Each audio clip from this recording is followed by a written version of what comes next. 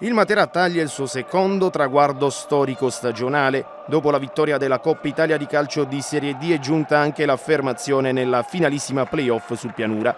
Circa 500 i tifosi biancazzurri che raggiungono Chieti e che con costanza sostengono i protagonisti di questa emozionante stagione.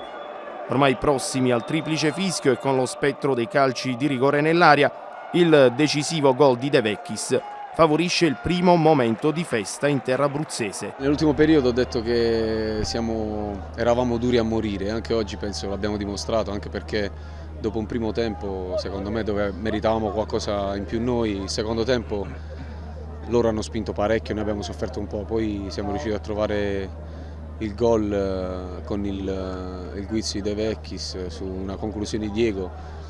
E penso che sia una vittoria meritata perché nel momento di grossa sofferenza della partita abbiamo retto e ci abbiamo creduto ancora una volta fino in fondo. Al 95esimo è arrivata questa, penso, meritata vittoria. Non parlo della partita col Pianura, ma per l'arco della stagione. Rapido ritorno nella città dei Sassi e la straordinaria accoglienza allo stadio 21 settembre Franco Salerno.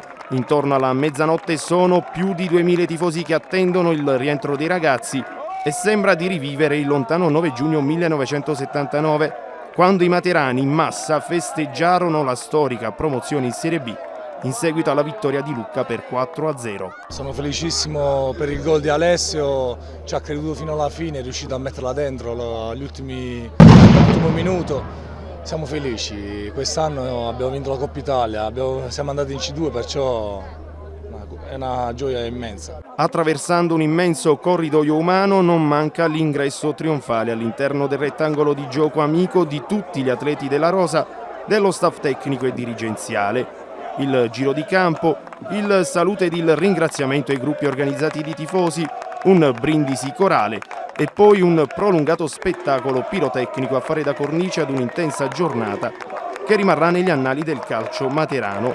C'è ancora il tempo per qualche fotoricordo e poi l'arrivederci definitivo alla stagione 2010-2011, quella che a distanza di 13 anni dovrebbe utilizzare il condizionale d'obbligo in attesa dell'ufficialità della Lega che non tarderà ad arrivare, segnare l'agognato ma più che mai meritato ritorno nei professionisti.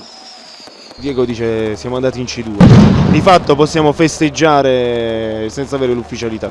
Beh, io penso proprio di sì, visto le difficoltà di parecchie società in C, alcune già escluse, quindi siamo al primo posto, quindi penso che siamo dentro. Festeggiano gli atleti, festeggia lo staff tecnico, la dirigenza e festeggia questo splendido pubblico, Diego? Ma mancava da 14 anni qui a Matera la C, perciò oggi sono contento per quello che abbiamo fatto, per tanta gente che ci è venuta a trovare qui al ritorno da Chieti, perciò siamo felici.